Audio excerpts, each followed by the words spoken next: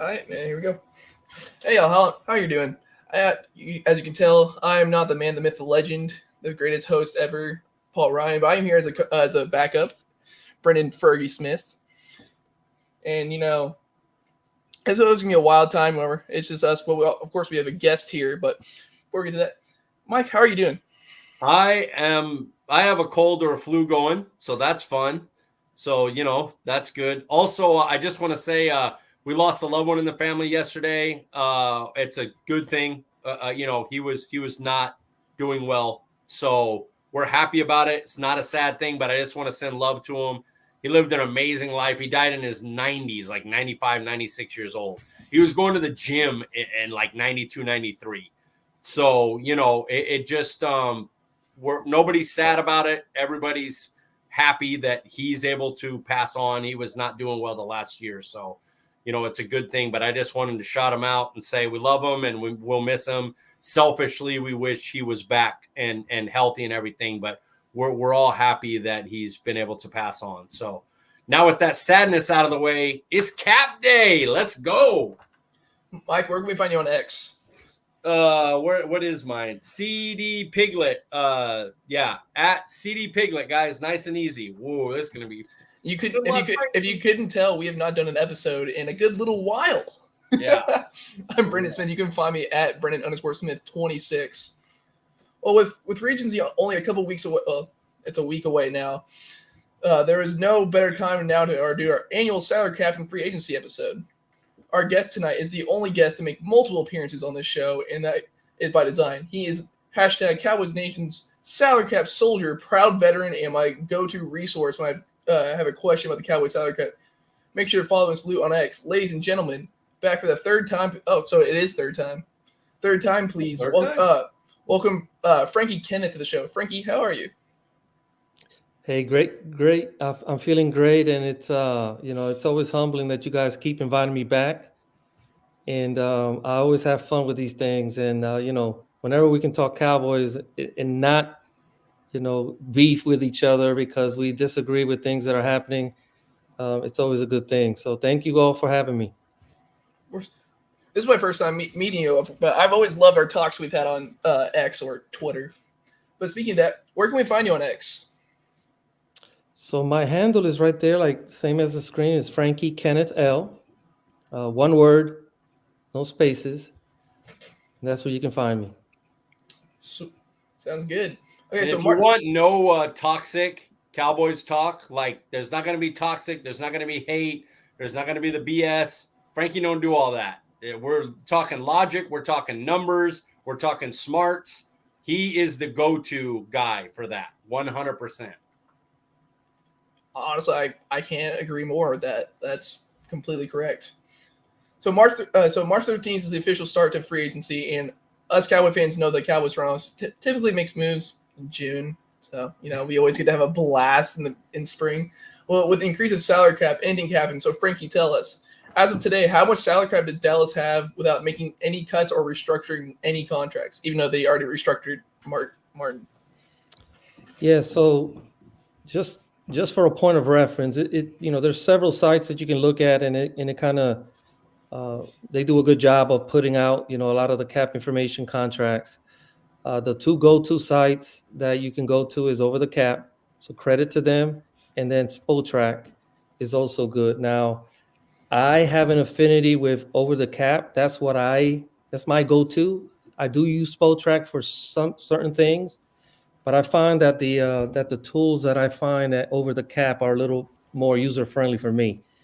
So depending on which of those two sites you look at, the Cowboys have probably between 2.25 million. That's Over the Cap status today, and Spotrac has them at 8 million.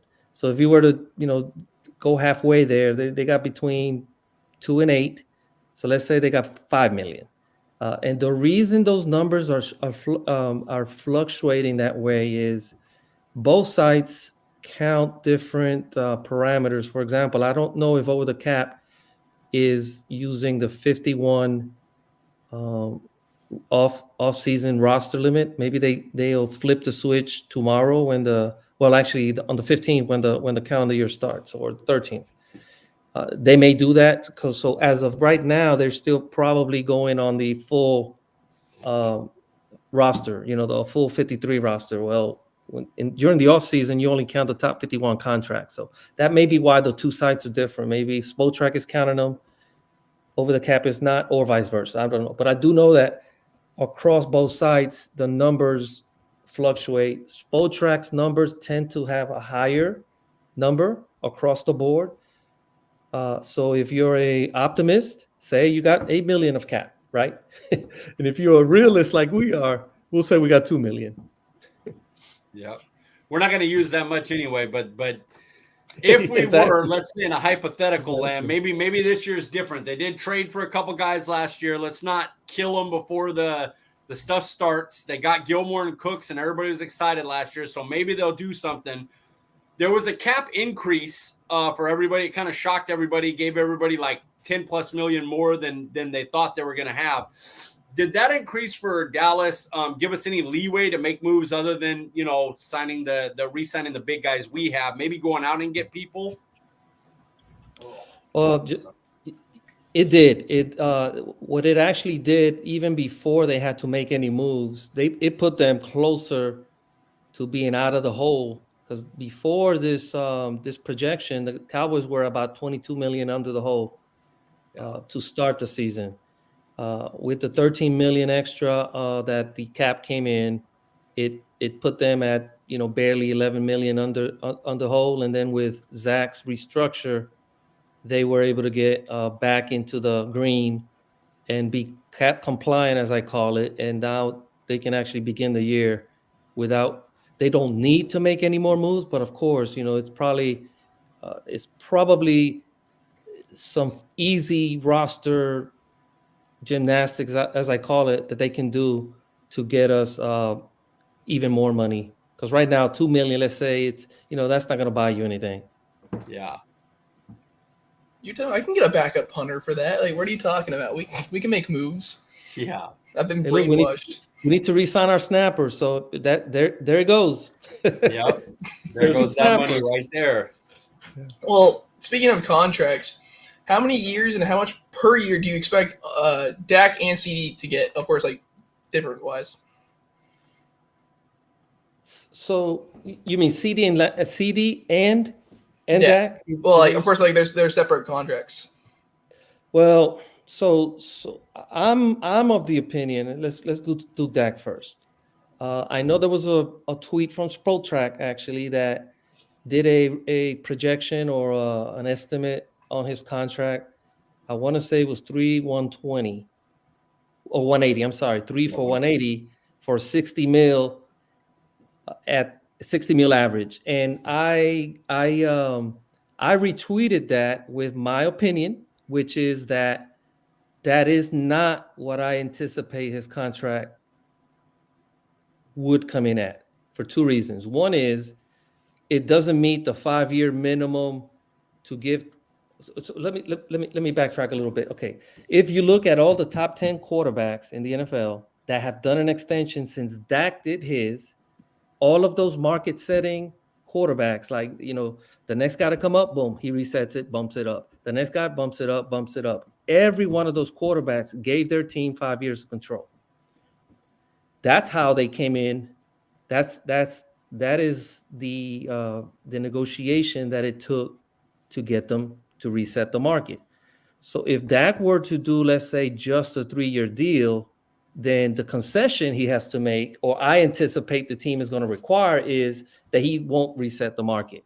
Right now, the market is, I think, at 53 million. Let me check real quick. I think it's 53 million for the top QB quarterback, the top QB contract out there. And if you were to sign Dak, reset the market, and not get the 5 years that everyone else is doing, I think that's going to be it's going to bring a lot of difficulties, because really, the team needs the length, right? The length of service to spread out the money. And another thing is these short contracts, I understood it during the COVID years because there was a lot of uncertainty, and they knew that the cap was going to blow up around the corner. So when Dak signed his contract, everyone had an estimate that they were going to have an explosion of the cap in the near future, within those 3 or 4 years of him signing. That was his motivation to go with a short contract, because he wanted another bite at the apple while this explosion is going on. And just like predicted, the cap exploded right after he signed. That's why when he signed, he was the number 1 contract, and now he's like 10th or 12th or whatever.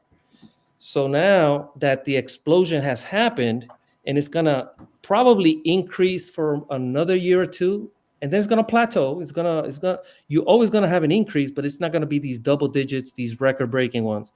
The cap has broken the record every year since COVID, trying to catch up to that COVID year.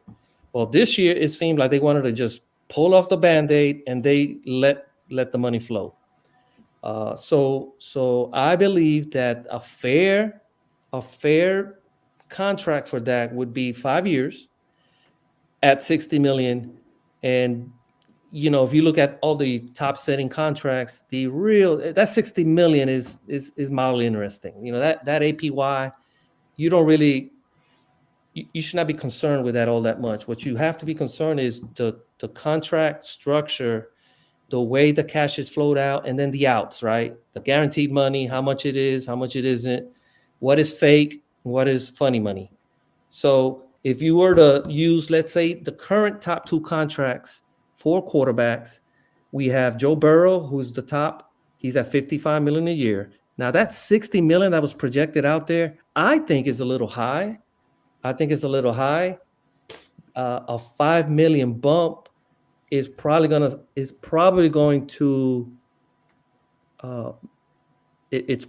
make the Cowboys pause. And that may be why we're hearing, because really, I'm pretty sure, they're cheapskates. I'm pretty sure that they're throwing up the Joe Burrow number. They're throwing up the Justin Herbert number, the Lamar Jackson number. Lamar Jackson just came off his second MVP. He's right now at $52 million. So for Dak to all of a sudden in a year span get $8 million more APY, that's going to cause some friction. I know why the prediction is out there, and it's because agents also leak stuff, and agents want to set the conditions. So what agents like to do is start negotiating based on a percentage of the cap. Yes. So, for example, when Joe Burrow signed his contract for $55 million, it was X percentage of the cap. The agent for Dak is going to tell the Cowboys, okay, Burrow was the number 1 contract. Dak is coming up next. And he got, let's say, 21% of the cap was Joe Burrow. Well, 21% of this current cap is probably $60 a year. That's how they're negotiating. So they're negotiating out in the media. And I believe they're going to come in somewhere in between. It's going to be between probably the Lamar Jackson 51 and the out there publicly 60. So let's say he's probably going to net about $57 million, let's say, just to basically still be the top contract, maybe not have the same percentage of the cap, or maybe barely beat it. But what's most important is the structure of that contract, because I know that that's a sticking point with a lot of fans, because a lot of fans really have questions whether how long should we just keep running that, and the structure of the contract is going to be more critical than that APY. Joe Burrow, for example, had $146 million fully guaranteed. So you do a 5-year contract, you do the math on that, and kind of how many years are promised to him, and then the rest are probably going to be on those, unprotected years where they can move away. With Dak, it's a little bit more complicated because he already has a lot of dead money in the future years. So that has to be also negotiated into the contract. That you have to account for that. You have to account for those $36 million that exist in 25 and in 26. Yeah. Sorry, I was going to say that's where void years come in, right? They'll add void years to the end. Those 2 years are, so he has 2 void years, 25 and 26 on his contract. And he has a sum of $36 million in those 2 void years from prior restructures of his contract that pushed prorated money into the future years. So the way void years work is they're not service years. So his contract ends this year. The team has until the end of the 24 season to renegotiate a new contract. And if they do not, when the season ends, those void years disappear, and that becomes dead money that accelerates on that year's cap immediately. So basically, Dak has them by the balls right now because really he knows that they have to massage that 36 million in the future. The cap increase that they just went through with the new record deal, with the new record number, it gave some options to the Cowboys because, to be honest, I did a tweet. I created a list. If you were to pull the lever on all these common contracts that the Cowboys convert salary on, you can open up almost like $80 million if you were to do all of them. That includes Dak, though. I venture to say that you don't touch Dak's contract. You don't touch it. You just leave him as he is your break glass guy, right? You break glass and you restructure all the other smaller contracts to do what you need to do. Because I don't think that they're going to be big spenders, so they're not going to need that contract right now. It may come, some negotiation may come up that may really convince them to go out there and spend, and maybe they'll need it. But I think that the smarter thing to do is just hold, especially if your intentions are to re-sign him. If you're going to re-sign him, don't restructure the contract, because that money, when you restructure it, you're pushing it into those void years. When you do the new contract, that money that you just push into the out years has to be renegotiated into the new deal. So it's kind of like you're wasting time. But by not doing it, you leave yourself a little bit more wiggle room that if you don't touch it at all, then he counts 59, I think it's million in the cap this year. And then next year, when he leaves, then he's only hitting you for 36 million on that money, and not, for example, if you do pull the trigger, you're gonna put probably about 9 more million into that 36. So now you're talking into the almost 50 million in dead money that when he walks hits your cap next year.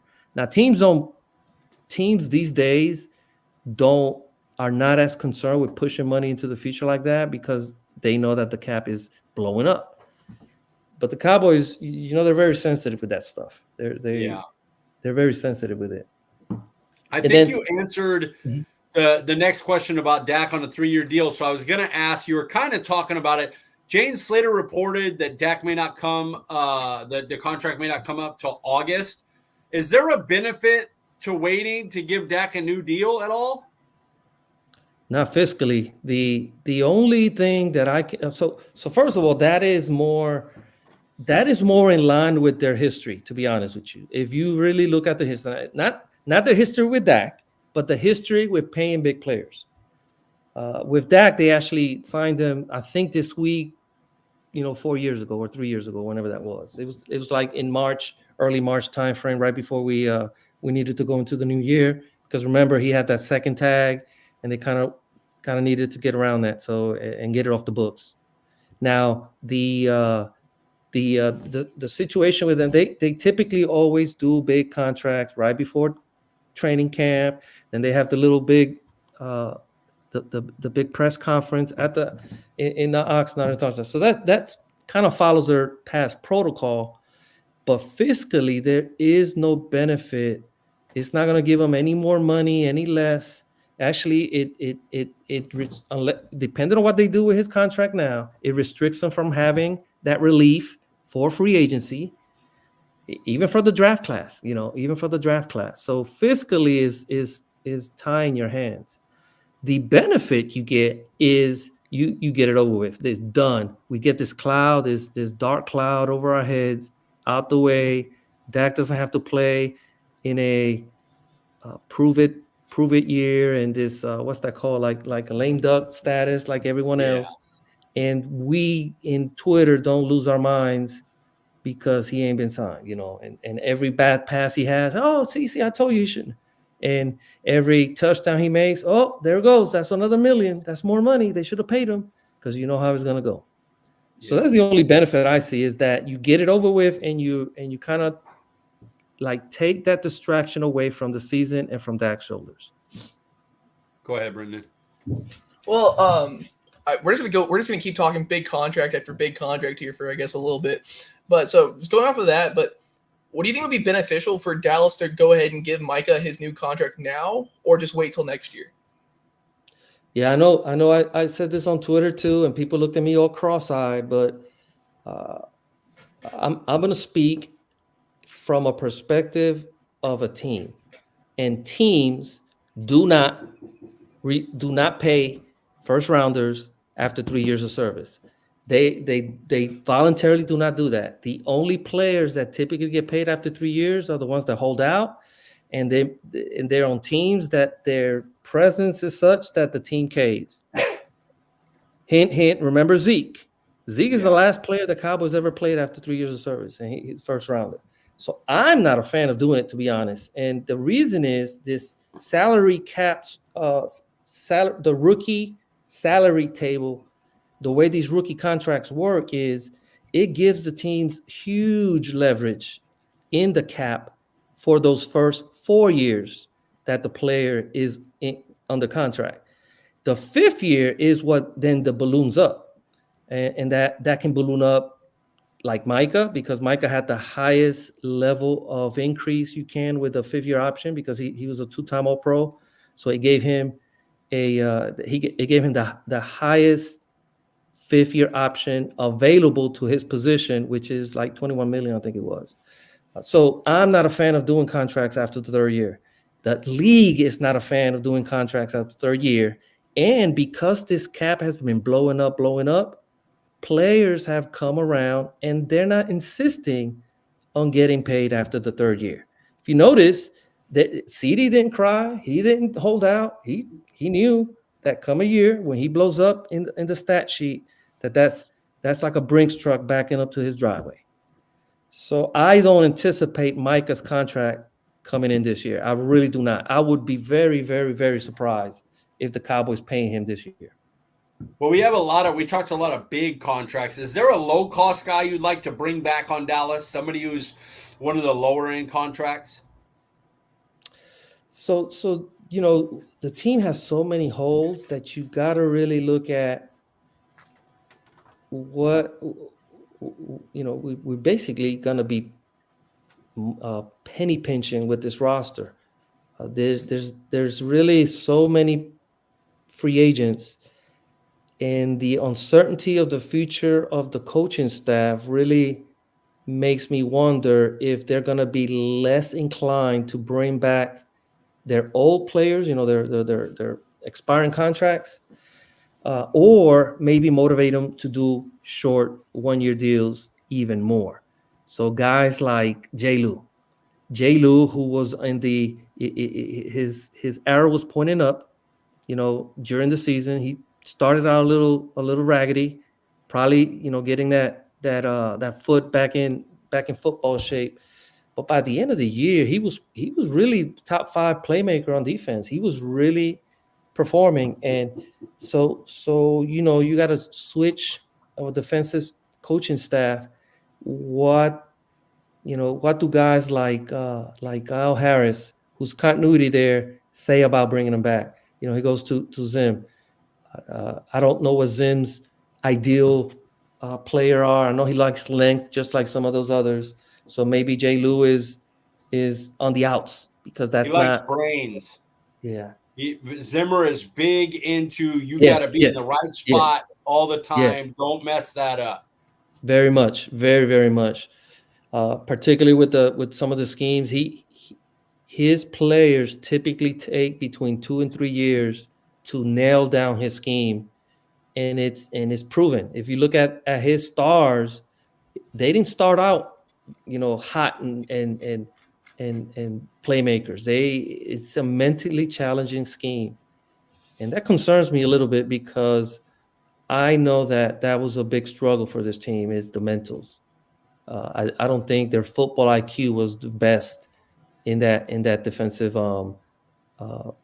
roster. I just don't. The football IQ at times made your head scratch. Like, whoa, they get fooled very easily. They're always out of position. They have their instincts are always off, and it just concerns me that if we're going to bring in a more complex scheme, then those old players that were making mistakes under a more simple scheme, what do we expect from them? So I'm a little concerned about that.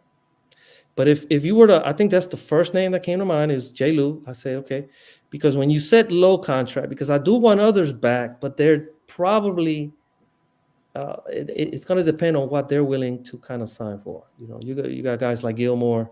So one of my favorite acquisitions from last year. Is he ready to just settle here in Dallas instead of having his fourth team in 5 years or whatever? And give the team a little break. Right now, I think PFF has a projection of about $10 million, a 1 year, $10 million contract. Now that's way more than I anticipate Cowboys paying him. So he's going to have to really, really come down on discount. 6.5. That's the Stephen Jones typically high as he'll go. Yeah, and and do a 2 year, do a 2 year 16, give him 8 in guarantees, and then the rest in incentives. Make it where the player understands that they want him back, but they also help the team with making the cap situation a little bit smoother. And you sign up for 2 years. He's an old guy, but if he doesn't, then you got an out because you only guaranteed 8, so that's about a year and just a little bit. But you can spread that money, over 2 years, and then that's more Steven friendly. I know you're talking about last year's acquisitions, which of course the top 2 were Brandon Cooks and Stephon Gilmore. Do you think we have enough money to have them both back this year with the extra salary cap? Because I know Cooks is getting like 13 mil this year on the cap. Yeah, Cooks is under contract, so he comes back unless we do a cap casualty, and I don't anticipate because I think players like Gilmore. The reason I want Gilmore back, and the reason I want Cooks back and J. Lou back is we need the IQ, the football IQ guys. We need the leadership examples out there for the young Tolberts, for the Turpins, on defense for Bland. Bland is still a young guy, and these veterans, they do help with, kind of bridging that gap between the complex scheme and how to do it out there in the field. I don't say that for everyone. I think those names that I threw out are examples of guys that I think their true value is supplemented by their football IQ. Yeah, Gilmore played well, but he's an aging guy. We know he was slowing down, and it's only natural. But he has a lot of intangibles that I really, really like, and will welcome back on the roster. But again, at the right price, because he can be priced out of the option for us. Would you have brought back Tyron? Oh yeah. So I said it. Even if his price was, even if somebody was really going to pay him like a 2-year big contract, would you have matched that? So no. What I had anticipated was that, and again, this was a little bit out of left field. I thought that Tyron was on his last year, that he came back because he wanted to give it one more try. But what happened? He actually got healthy. He actually played a lot of games. He actually got, back into his old former self. And I think in his mind, he saw that he could probably come back for more and more years. So it took me by, and even though he did that, I still didn't think that he was going to try to, go for the bank. I as a team, I'm willing to pay him very similar to what we paid him last year, a pay as you play, because the injury risk is still there. Look, we were putting him in bubble wrap every day. He probably slept in a hyperbaric chamber, and we were feeding him, some, Ra's al Ghul, Lazarus Pit, juice every day. just to get him to game day. And we can't sustain that. We can't sustain that. And if he knows that that's what it takes, he can't come out there and with his hand, like, pay me. So no, not at any cost. I would have done something very similar to his contract last year, which is like a 1 year with heavily incentivized. And granted, they probably did that. They probably offered him that, and his camp was like, "Hey, look, we've been on the cheap for too long, and we're gonna get like one last hurrah," kind of like what Zach did, with one last hurrah, and I don't blame him. But also, we probably not going to talk too much about the draft, but this draft class has an abundance of options at the O-line. The Cowboys picked a good year to have needs at O-line, to be honest. This is a very nice, especially at the top of the roster. I'm not following the draft season as closely as before, but I do know that at the top of the draft, that first day, second day, every position that we need is heavily represented with variable options out there. So the Cowboys probably weren't really motivated to overextend themselves per their language, not mine, to offer Tyron probably what he is going to want to command. And another team will get him. Kansas City. I think he's rated like top 10 free agents across the board right now. So Kansas City, 2-year deal. Throw him out there. This will make me throw up. Hey, can I throw? I'm going to throw the next two questions in because it kind of fits this, Brendan. Okay. The talk about bringing people back. So the next two we have are would you bring Pollard back at what value, and would you extend DeMarcus Lawrence? I think that just fits in with the Tyron question. So we'll just throw them all three at you right now. So the Tony Pollard, this is the challenge with Tony Pollard is we saw a different player than we were used to in the past. So the coaching staff needs to discern whether that was because of his injury or if that's because of his imminent decline. We don't know that because we don't see him every day in the classroom. We don't see him in the training room. We can only speculate what we see on tape. Now, what we see on tape is probably that he didn't have the best help up front. But I will tell you that even the holes that were there, he wasn't hitting them the way I used to see TP hitting them. I saw it from the get-go. Now, he did get better as the season went along. But is the end of season TP what we're going to get in 24? I don't know. Well, let's say he is. Let's say that's what we're going to get. Well, his market right now, because the running back market, the floor has just like fell under everyone, and they're just crumbling right now. They're rolling downhill, and they got no brakes. So now you got a guy that came off a $10 million franchise tag, and he's going to really have to take a significant cut in the open market because his market right now is probably between, I want to say $5 to $7 million, 5 to 7. Now, Cowboys should have learned by now that, hey, look, this new NFL isn't an NFL where you have a single back, a workhorse, and you feed him and feed him and feed him.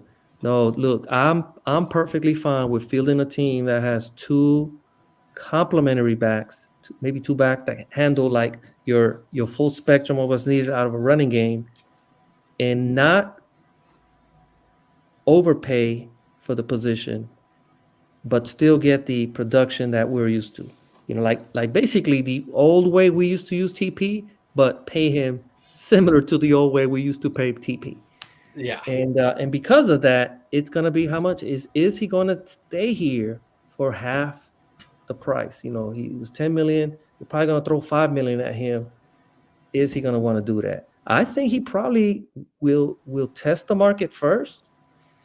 And then he risks the fact that other players out there are gonna kind of the market is going to reveal itself very early in the season, in the open season, and then we'll know whether he's even an option or he's just going to go out, because we don't know what teams boards look like when free agency. He could be high on someone's board because maybe, let's say a guy like DQ who's in the building, maybe he has some inside knowledge. Maybe he has them because he's losing some running backs in his stable over there. And one of them, which I kind of want to kind of keep an eye on. So I think that TP's price is going to be an issue.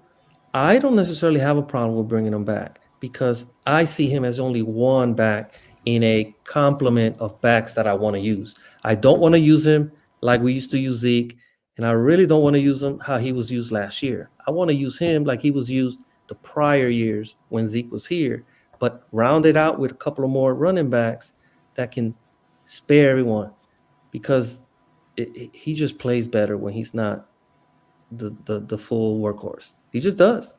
He needs to prove differently. And last year he didn't. Last year he took a step back. Now you asked me, so that was on TP. The other one was DMARC.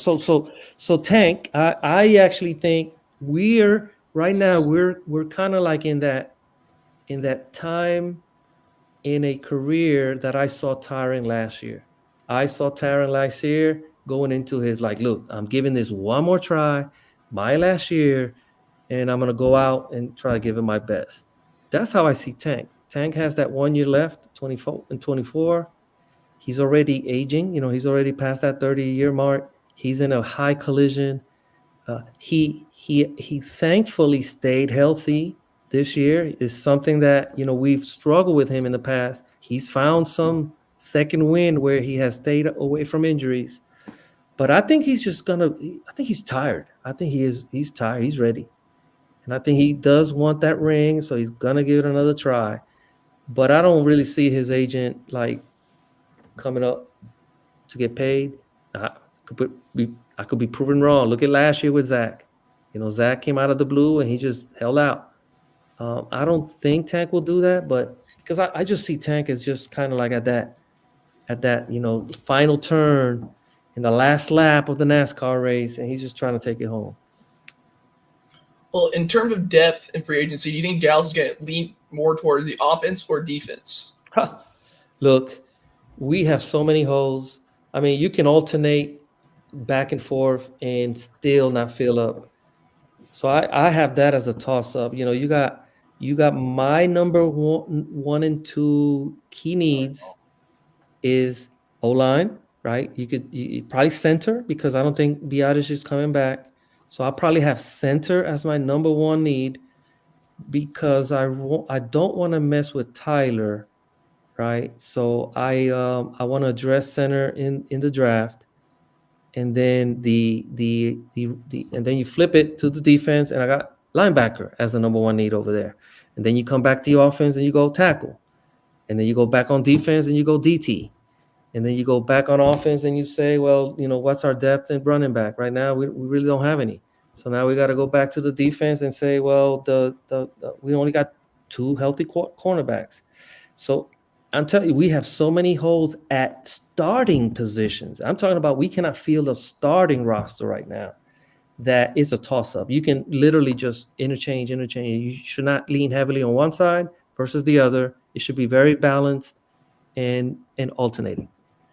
And I always say that the BPA when you go into the draft, BPA to me is BPA without context is stupidity. BPA always has to have context. It has to have the context of need, availability. The how the draft falls and what's heavy and what's not. You got position value. You've got depth on your own roster. It has to have a context. Because if BPA is just the top player that's on your roster, you probably be drafting a quarterback every year or a position. You always have to have context. And in this year, we don't know how the team is going to approach free agency. They talked about all in, and now they're backtracking. And the fact that we don't know if they're going to go ahead and pull the trigger on some of these restructures, we don't know what's going to happen with that. For all intended purposes, they could be cashing it, kind of mailing in this year and taking a Band-Aid year, right? Like rip off the Band-Aid next year, just drop all those dead money, and then reset with a new coaching staff, and then spend for the coaching staff. We don't know. We don't know what's going to happen. Do you have other than Gallup, who seems pretty obvious? Do you see any guys on the roster that's a cap casualty? So okay, so if we define cap casualty as a guy on the contract that maybe won't stay on the roster for the 53 because of money, then you got to understand what's going to happen with LVE. Is he going to retire? Is he going to, is he going to hold out for more medical opinions and things like that? I don't know, but I anticipate that LVE will not see this year. They don't have to cut him right away. They don't have to do anything right away because it's about $2.1 million that they'll save, and his contract is such that it doesn't matter with the 1 June designation because it's the same either way. The other name that is like in question for me is Cooper Rush. It's not a lot of money that you're working with, but you have to, what we don't know is what do they really feel about Trey. Not what the press is saying, not what we think. It's what do they think? What have they seen? If we knew a little bit more about that, had he played a little bit, have they shown more confidence in him by making him the second quarterback instead of the third like they did? Because those are red flags for me last year when they did not even give him a second quarterback designation. Told me they really don't think he's ready for that. So I won't want to cut bait on Rush without knowing what Trey, but Rush's contract is a cuttable one. It's a cuttable one. I think you save about $2.3 million, and remember we had cut him 1 year and then just brought him back because it was going to work better on the cap that way. So let's see if they use that similar protocol this year. But outside of that, really, I don't. There could be some, closer to training camp, based on performance that will reveal themselves.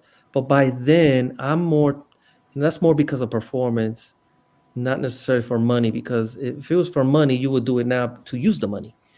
Yeah. So you got a couple, guys playing for their playoff, not their playoff life, but their roster lives.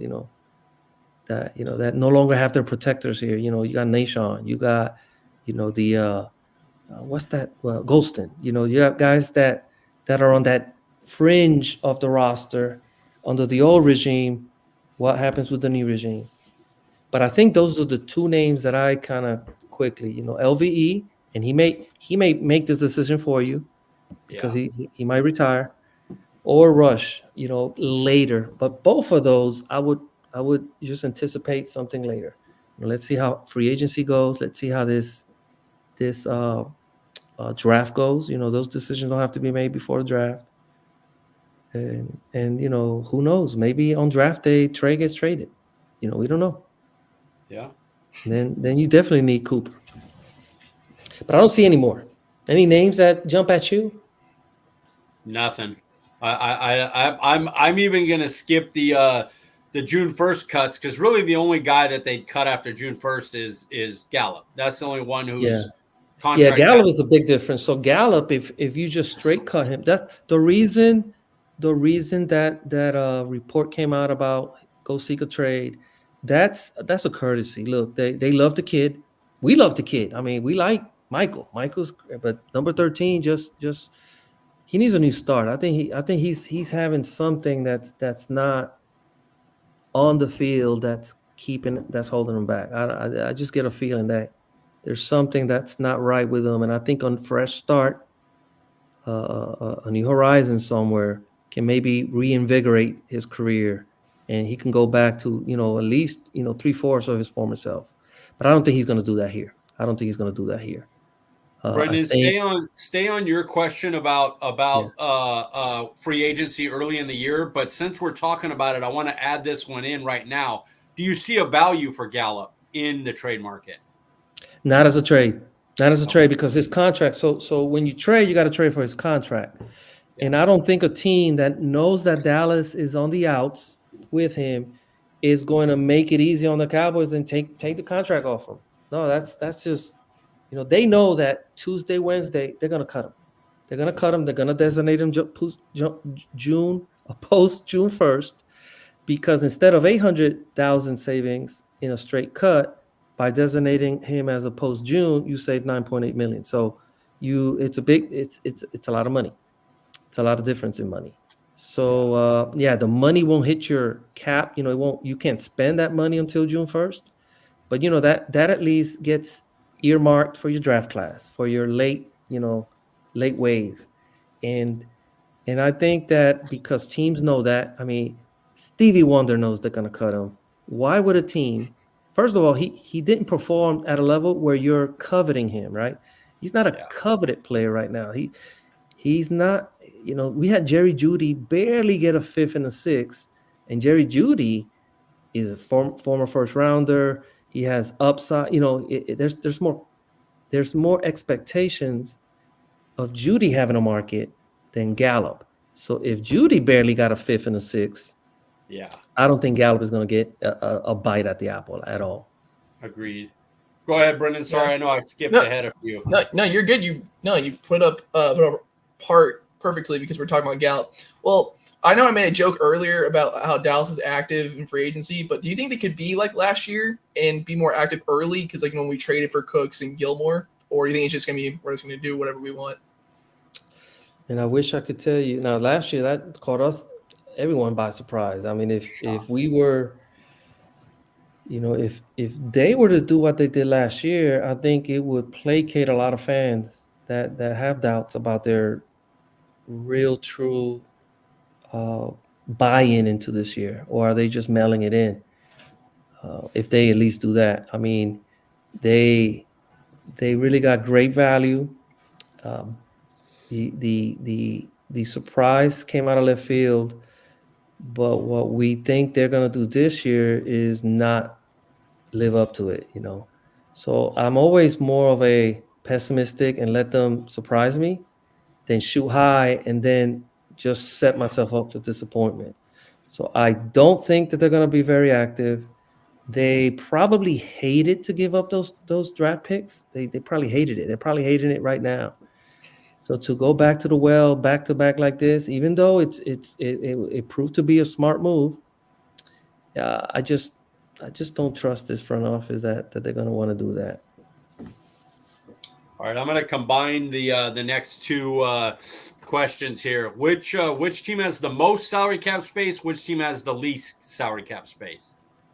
Well, the top is easy, and you can go both sides, and it's the Commanders. And actually, if you look at the NFC East, the NFC East has 3 of the healthiest teams with the salary cap. You got the Commanders with $91 million of cap space right now.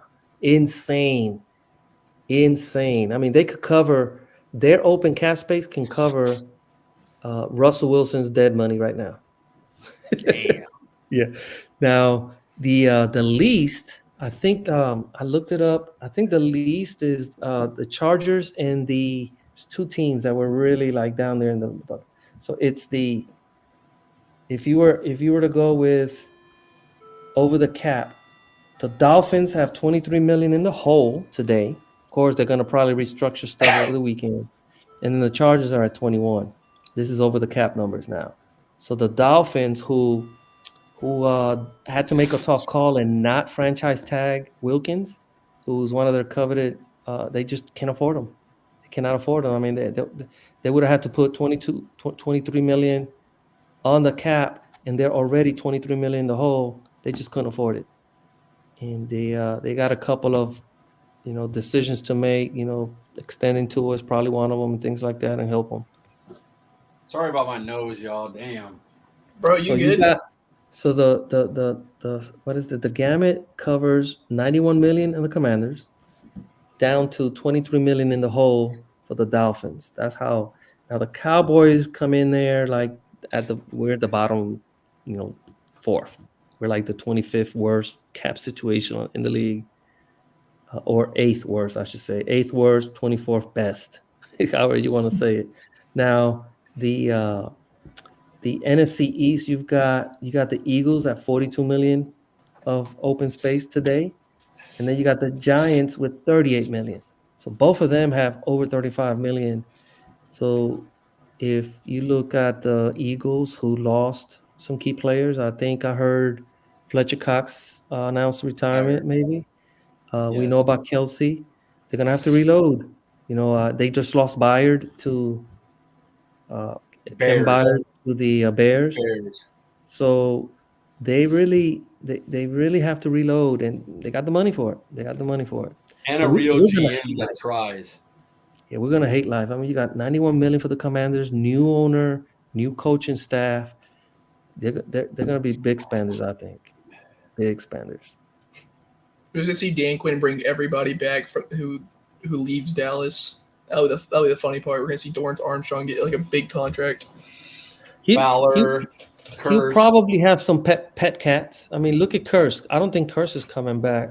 No. I wouldn't bring him back. Curse was not a good player for us Zimmer this hates last year. Curse. And Curse is a DQ guy.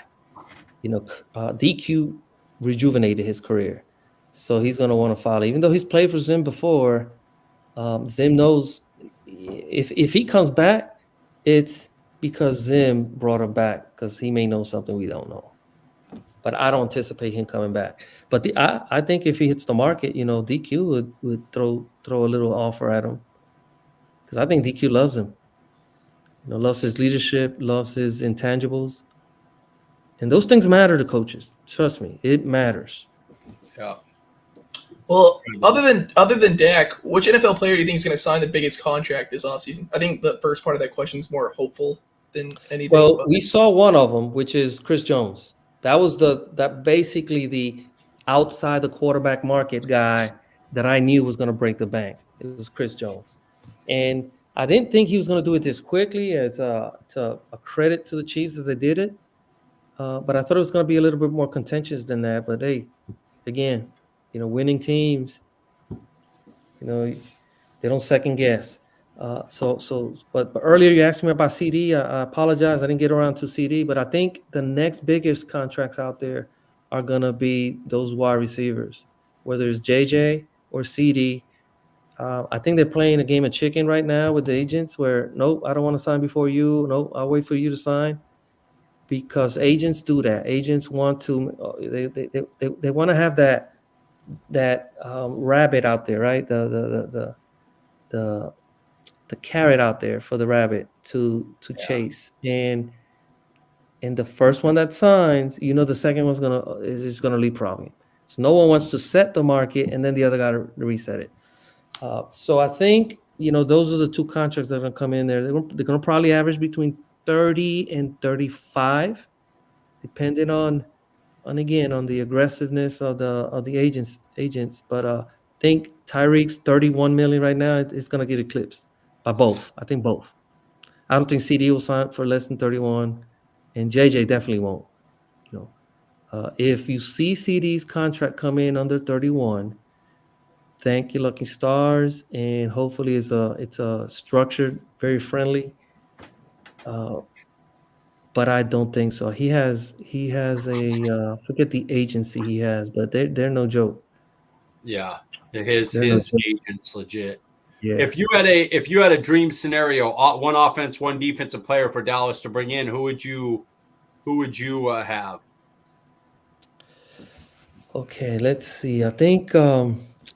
You say if this is dream, this is like money no object or just realistic? Dream. This is the dream scenario. One offense, one defense. So man, who was it? Okay, let me do defense first. I think the number one was like L'Jarius Sneed, but he's really not free anymore because he got tagged. So let's take him off the table. But I did covet him until he signed that tag. So who do we have left? We got players like Patrick Queen. Because I'm thinking we have a huge need in linebacker. Now there's some question marks with Patrick Queen. and they all involve, again, back to that football IQ and that what are we buying? Because really, Patrick Queen was a meh high draft pick for 3 years. They suddenly get Roquan Smith to be his battle buddy, and boom, Patrick Queen became an All-Pro.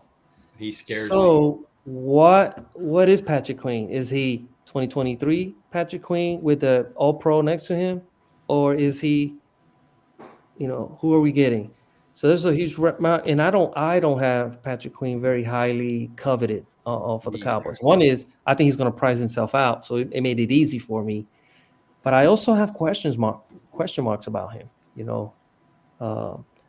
But you kind of stumped me. Let's see, who else can I think of? I'll give you Paul's. How about I give you Paul's? Paul had Danielle Hunter and Gabriel Davis. And then I had Aziz Al-Shahir and Mekhi Becton, the left tackle, the kind of injury like bust. Yeah, I know. Yeah. I just heard a podcast. Because I think when they go on our line, for some reason we do a good job with those reclamations. I listened to a podcast this week from The Athletic, and they mentioned Becton to Cowboys. They had a discussion about him, and that's exactly what they said. They said, look, the kid is talented. If you can keep him healthy, maybe get him away from New York with all those, all of the negativity that surrounds him there. Put him on the left side. That was a big key thing that they wanted to highlight. Play him on the left. He's a left tackle. The minute you moved him to the right, you could tell that he was struggling or he wasn't doing his best. So things like that, the Cowboys resurrected the life of Leonard Davis back in the day. Same thing. High draft pick, was not, performing to the level that they expected. Comes to the Cowboys, we convert his position. We made him into a guard. He became an All-Pro. Becton is a good name out there. If I'm looking at this now, Christian Wilkins is probably like, let's say, my money no object. Let me throw money at Chris Wilkins. And I don't think Chris Wilkins is like the perfect guy that we need, but he's probably the better of what's available, because the guy I did want was Marabike, or however you say his name. That was my number one guy. And he got tagged, and he signed his contract, so he's already been extended. So if you were to go about open market, Christian Wilkins is probably my number one dream on the defense, and then on offense, the needs on offense are not lining up very well for us. If you look at, it ain't a running back, because I don't have a high value on running backs. Yeah, you can get them a dime a dozen. They're always on defense. Got DJ Reader probably right behind Wilkins as another target. We could do two defense for you. Say again? We could do two defense for you. Yeah. So Jordan Brooks is a linebacker that I kind of think I like. You said Aziz. I'm not going to even try to say his name, but Aziz Al-Shahir. It's not that difficult. From Tennessee, right? Huh? Yeah. From Tennessee, right? He's the Titan. Yeah, and formerly of the Niners. Yeah. So I yeah. know he's been a highly ranked option for us. Frankie Louvu, fellow Frankie. I think Louvu isn't as good of a fit though, because he's more like a Sam guy, kind of that blitz slash little coverage guy. We kind of need a middle. We need a middle guy to free up Clark to do his week and his run and gun stuff. We need a middle guy, and I don't watch the NFL too much, so I don't know if Louisville is the best fit for us. I just don't get that feeling. I like that Aziz guy. I like Jordan Brooks as an option, and I'm not gonna take credit for this. These are names that people in the know have thrown out there as fits, from me listening to draft season talk, free agent season talk. Absolutely. Mm-hmm. What about you, Brendan? You got two? One offense, one defense? Yeah, if we're talking football IQ, I said Levante David. I love him at middle linebacker. He's a thumper. He's the whole way around the ball. That's why I guess almost every young linebacker we've talked about, we're talking about like, oh well, he needs a better person next to him. That's kind of the same with Devin White. With Levante David and say, I would honestly, with seeing Buffalo just go insane and cut people, I love Mitch Morse. I would love that center. I know they love Brock Hoffman, which they're showing so much love. So that means we're not going to do anything, which is fun. But no, Mitch Morse would be a mover at center, and you can just have him there for 3 years and then just basically work on everything else in the draft.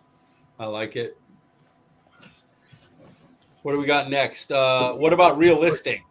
I think that's next. Yeah, realistic free agents is a yeah. So that's where you start looking at your running back. You got a lot of options out there. A popular name that comes to mind is DeAndre Swift. Because they see him as a good complement to maybe like a Rico / Deuce. If Deuce comes back, we don't know what they feel about Deuce. Yeah, great story, but maybe there was a reason he fell in the in the draft, and size really does matter. He's an outlier. I mean, we say it's happened before, yeah, but it's happened once, right? With Sproles, so it's an outlier. That's not typical. That's not to be expected.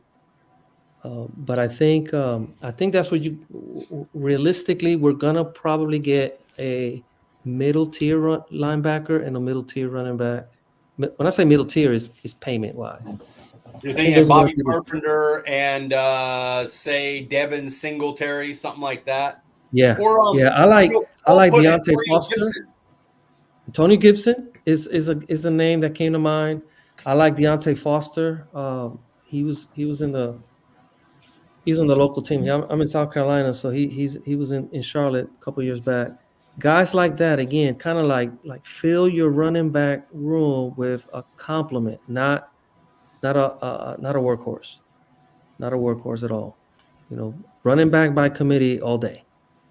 Yeah, you got 2 for realistic, and then so let's say Antonio Gibson. And then let me go on the offense and say we're gonna get a linebacker. We're gonna get a linebacker, and that's gonna be Azeez Al-Jair. I would love that. Your music to my ears. What about you, Brendan? You got 2 realistic? I'm on the same mindset as Frankie here, honestly, but I got 2 different ones. My mind was going between Tony Pollard and Derrick Henry, just for the simple fact they're both going to be cheap because that's what the market is right now. So I wouldn't mind either, even though Derrick Henry's on his last legs, but I wouldn't mind it. I said Frankie Louvu because he's just, like I said about Levante David, he's a thumper. And that's what we have coverage guys like Clark is wishy-washy, but him and Bell. Yeah, they covered well. They covered well. That's what they were for, but they just couldn't fill the run gaps to save their life. Louvu did. How about so you're thinking Louvu and Henry. Mm-hmm. I have Josie Jewell because I think he's very LVE like and not very much money. And then I put insert running back under $5 million. So probably Pollard, but Gibson works. I don't think Henry will go that low, but if he did, he would work too. I just think they're going to get a running back that's somewhere 5 million ish or less. You know what brings me pause is Jeff Kavanaugh on his pod this week was intimating that he's hearing stuff more than just the stuff we see out there with him buying a house, him with the realtor. He hinted very strongly that he's been worried about what he's hearing, as to say that Henry to Cowboys is a more serious discussion than we may think. And he knows. And that concerns me because I don't want to do that. I do not want to throw money at the running back position. I just don't. If it's under 5, if they structure something like 2 years, 12 million, 5 guaranteed, and they could get, this year it's 4.5 and next year it's something like 8, but they can cut him. then no Yeah. problem. But if they're Yeah. paying him 6, 7, 8 million a year, I'm totally out on that. That doesn't make any sense to me. That's going to be key. One is, because I do think he has probably a good year left. I got it. I Me just too. don't want to do it at the expense. All right, last question here. I got it, Brendan. Let me just run it. Which position needs to be upgraded the most on the team? Like, you got to upgrade one in free agency, only one before the draft. Which one do you have to upgrade before the draft? Center. Good Center call. is my number one.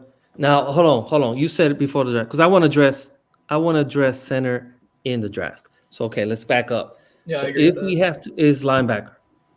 I think agree. those names that we threw out there, that should be because we know how this team is on draft day.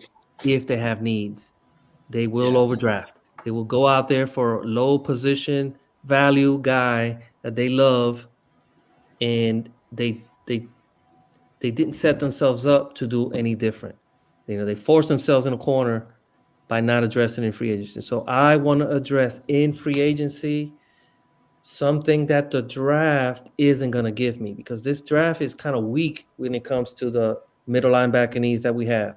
They probably have them deeper into day 2 and 3, but we need a starter. We need a starter. We don't need any lollygagging. So I definitely want to do linebacker up front really, really quickly, and then a swing tackle. We got or have an answer for swing tackle before the draft.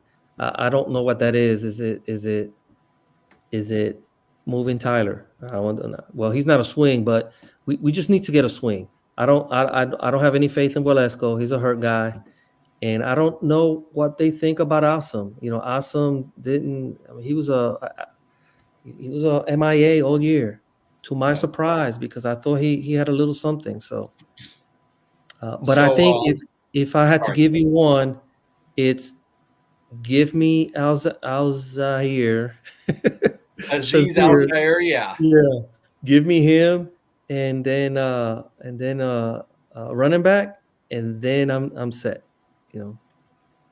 I'm gonna pass it to you, Brendan. Mine's exactly the same. I think before free agency, you need a starting level middle linebacker that's an upgrade over LVE, and in the overall, including the draft, you need to upgrade center. So I'm right with Frankie. How about you, Brendan? You finish it off.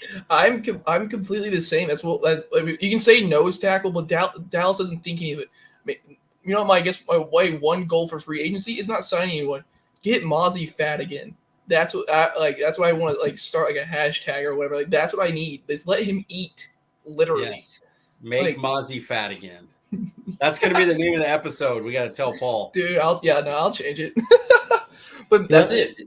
That was a puzzling situation because I don't think it was the team telling him that. I think what the reports came out, that it wasn't team oriented. He was trying to lose the weight to get quicker, but the weight, it doesn't have anything to do with your off the ball. You just gotta get snaps at that. They don't do that at Michigan. He's got to get more snaps doing it, and he'll get used to it.